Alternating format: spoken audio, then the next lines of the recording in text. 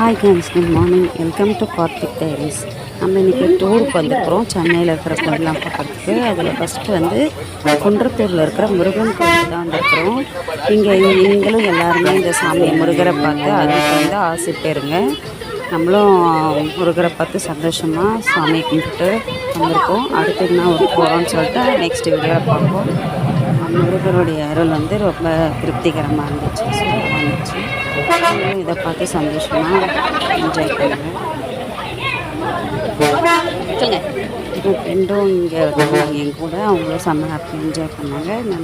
மலையிலேருந்து மேலே பார்க்குறதுக்கு ரொம்ப நேச்சுரல் சிப்ஸ்லாம் செம்ம அழகாக இருந்துச்சு.